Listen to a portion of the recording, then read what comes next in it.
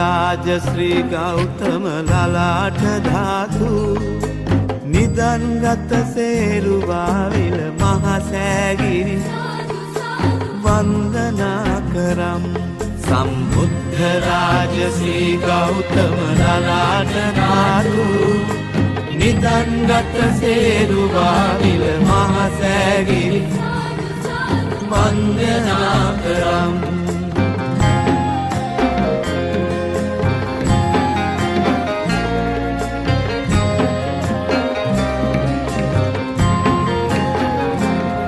මේ මහා භද්‍ර කල්පයෙහි බුදු වූ ගරුතර කකු සඳ කෝනාගම කාශ්‍යප ගෞතම මුනිවර මේ මහා භද්‍ර කල්පයෙහි බුදු වූ ගරුතර කකු සඳ කෝනාගම කාශ්‍යප ගෞතම මුනිවර මේ පූජනීය ශාරීරික ධාතු නිදන් කර දිව කෙරු වෙහෙර වඳිනු වත්තක මල් පුද කර සම්බුද්ධ රාජ ශ්‍රී ගෞතම ලලාට ධාතු නිදන්ගත සේරුවාවිල මහසෑගිරි වන්දනා කරම්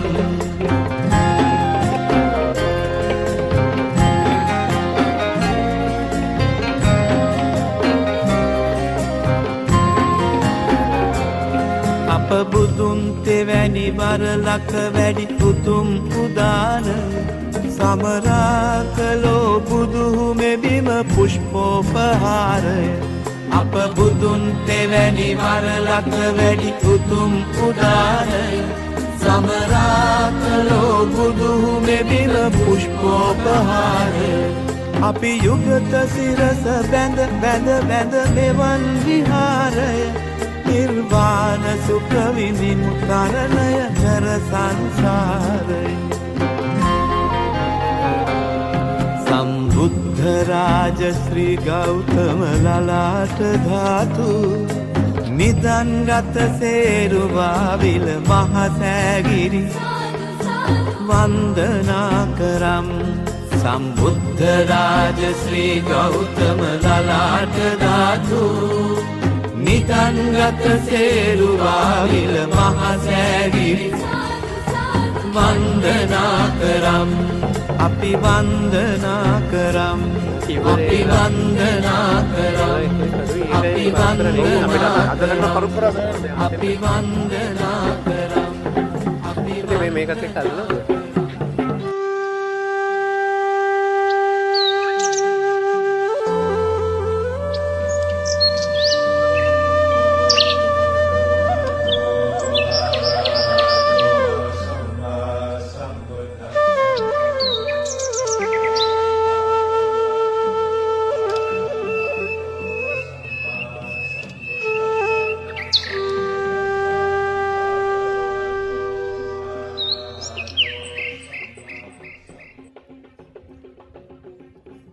අපේ බුදුරජාණන් වහන්සේ පාරමී පුරණ කාලේ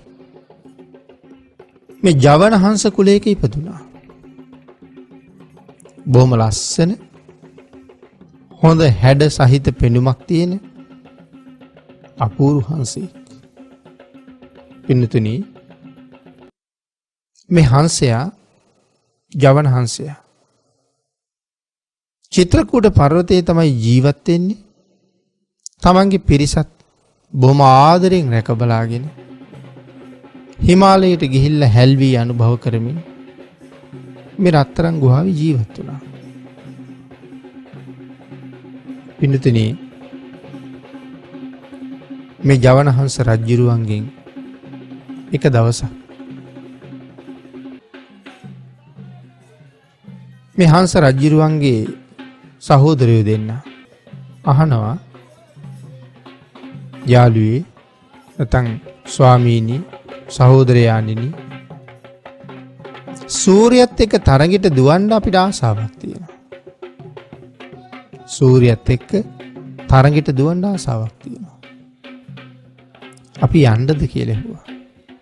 හංස රජුරු කිව්වා සහෝදරවරුනි ඒක කරන්න බැරි වැඩක්. යන්න එපා සූර්යයත් එක තරඟෙට දුවන්න. දෙතුන් පාරක් ඇහුවට අවසර නම් ලැබෙන්නෙම නෑ. මේ දෙන කල්පනා කළා කමක් නෑ. මේක අහලා යන්න පුළුවන් ගමනක් නෙවෙයි. අපි තනියම විහොරින් මේ දෙන්න දවසක් උදේ පාන්දර අවදි වෙලා හොරින්ම ගියා. ගිහිල්ලා දැන් සූර්යා නැගෙන තැනට වෙලා බලාගෙන ඉන්නවා හිරු උදා වෙනකන්. යන්තම් හිරු නැගෙන්න පටන් ගත්තා. හංසපෝතකයෝ දෙන්න පියාඹන්න පටන් ගත්තා. සූර්යා කොච්චර වේගෙන් ගමන් කරනවද? වර්තමාන විද්‍යාඥයෝ පවා සඳහන් කරන්නේ තත්පරයකට සැතපුම් 220ක් විතර. සූර්යා වේගවත් කියලා ගමන්. තත්පරයකට 60ක්ම 220ක් විතර. සූර්යයත් එක්ක තරඟෙට දුවනවා කියලා කියන්නේ වෙනතන ඊට වඩා වේගෙන් දුවන්න එපේ. ඒ කියන්නේ ඊට වඩා වේගෙන් ඉගිල්ලෙන්න ඕන කියන එකනේ. නමුත් ජවන හංසයන්ට මොන ශක්තියක් බලයක් ඇද්ද සූර්යයා එක්ක ගිල්ලෙනවා. හැබැයි සහෝදරයෙක් කිව්වා යන්න එපා කියලා. වෙනතන මේ දෙන්න උදේ නැගිටලා නැති හින්දා හංස රජුරෝ දන්නවා ගියේ කොහෙද කියලා. මගට ඇවිල්ලා ඉන්නේ. හැබැයි පෑ ගානක් ඉගිල්ලෙනකොට බාල සහෝදරයා කෑ ගහන්න ගත්ත සහෝදරයාණෙනි කොහේ ඉන්නවද ඔබ? මම රැක ගන්න. හංස රජුරෝ ළඟට ඇවිල්ලා සහෝදර හංසයා පියාපත් අතරේ රඳවගෙන තමන් ජීවත් වෙන චිත්‍රකූට පර්වතයටම ගෙනින් තිබ්බා. නැවත එනකොට ලොකු සහෝදරයටත් ඒ වේදනාවමයි ඔහුත් ගෙනහිල්ල තිබ්බා. පින්නතුනි මේ දෙදෙනාම ගෙනහිල්ල චිත්‍රකූට පර්වතයෙන් තියලා හංස රජුරු එදා කල්පනා කළා මගේ ශක්තිය කොච්චරද දන්නේ. මට පුළුවන් ද සූර්යයා එක්ක දුවන්න. දැන් සූර්යයා මධ්‍යහනේට ගිහිල්ලා හංස රජුරු ගියා හිරු නැගිච්ච තැනට. එතන ඉඳලා වේගෙන් ඇවිල්ලා හිරු පහු කරලා ගියා. දෙවෙනි ගමනත් එහෙමයි තුන්වෙනි ගමනත් එහෙමයි. අවස්ථා තුනකම සූර්යයා Tamanට පරාජයයි. හංස රජුරු කල්පනා කළා හිරුත් එක්ක දුවනවා කියන එක මට සාමාන්‍ය වැඩ. නිකන් මගේ කාලේ නාස්ති නොකර මගේ මිත්‍රයා බරණැස් රජුරවන්ට බණක් කියලා එන්න ඕනේ කියලා. මේ හංසයා මොනතරම් වේගෙන් ඉගිල්ලෙනවද? බරණැස් අහස පුරාම ඉගිල්ලෙමින් මුළු බරණැස් නුවරම කළුවර කළා කියලා කියන්නේ. එක හංසයයි. කොයි පැත්තෙන්වත් හිරු රැස් මහ පොළොවට පතිත වෙන්න ඉඩ අත් නැහැර තනි හංසයා මුළු බරණැස් නුවර අහසම හංසයන්ගෙන් වහලා වාගේ හැම තැනම ඉන්නවා මේ හංසයා. ඒ තරම් වේගෙන් යනවා. පින්නතුනි බරණැස් රජුරුවන්ගේ මාලිගාවට ගියාට පස්සේ රජුරුව ඇහුවා යාළුවේ කොහේ ඉඳලා දෙන්නේ කියලා. ඒ වෙලාවේ මේ හංසයා සඳහන් කළා මහරජය මම සූර්යයත් එක්ක තරඟෙට දුවලා මේ ආවේ. රජුරවන්ට හරීම සතුටුයි. හංස රජුරවන්ට අප උපස්ථාන කළා. ආගන්තුක සත්කාර කළා. හංස රජුරවන්ගෙන් අහනවා හංස රජුරවනි ඒ සූර්යයත් එක්ක දුවපු හැටි මට පෙන්වන්න බැරිද කියලා. වැඩක් නෑ මහරජා. ඔබට පේන්නේ නෑ මම ඉගිල්ලෙන හැටි. රජුරු කියනවා ඒත් කමක් නෑ.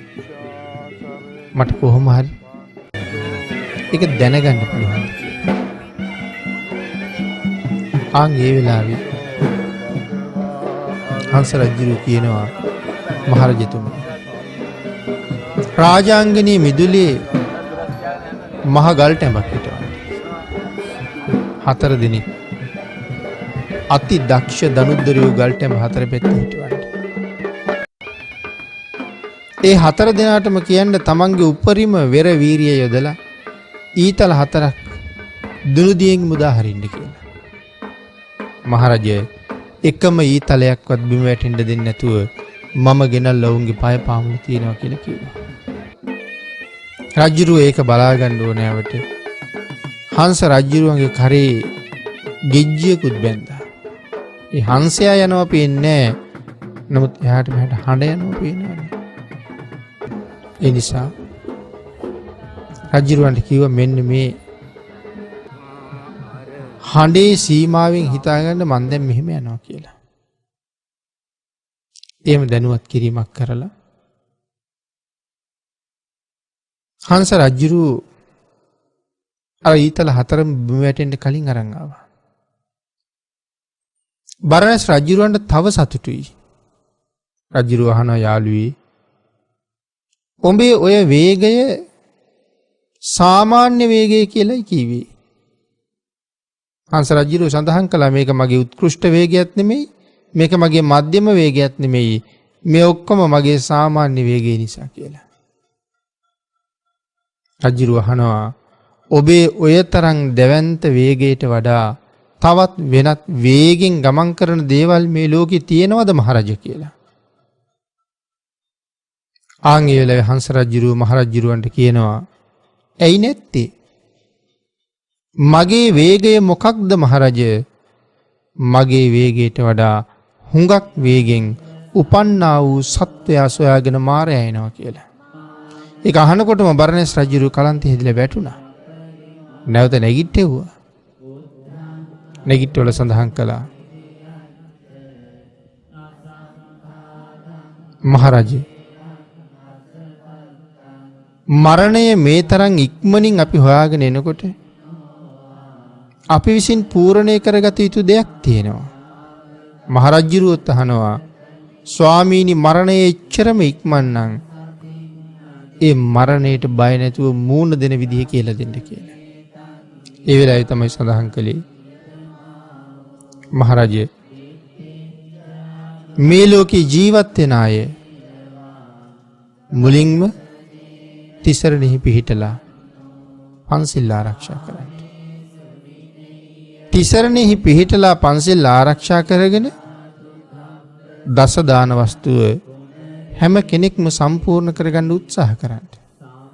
තිසරණයි පන්සිලුයි දස දාන වස්තුවම දන් දීලායි තියෙනවා නම් ඒ පුජ්‍යලයා මරණින් පස්සේ සුගතියක උපදිනවා.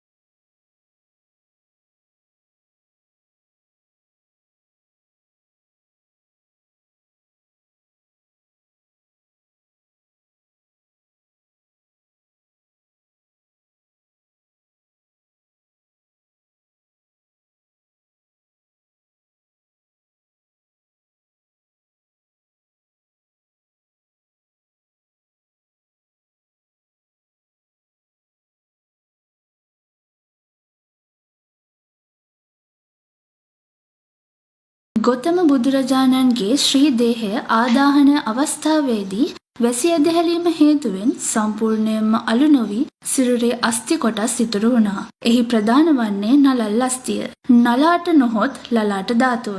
මහා කාශ්‍යප මහරහතන් වහන්සේගේ ශිෂ්‍ය පරපුරෙන් රැගෙන ආ ලලාට ධාතුව දෙවැනි පෑතිස් රජුගේ සොහොයුරා මහා නාග රජු අතට පත් වී කාවන්තිස්ස රජු සමයේ සේරුවිල තිස්ස මහා විහාරයේ තැන්පත් කෙරුණා. ශතවර්ෂ ගණනාවක් මහ වනය ගිලගෙන තිබූ ඓතිහාසික සේරුවිල පුදබිම දඹගස්සාරේ සුමේදංකර හිමියන් විසින් මෑතකදී සොයාගෙන ප්‍රතිසංස්කරණය කරනු ලැබුවා. ක්‍රිස්තු වර්ෂ 4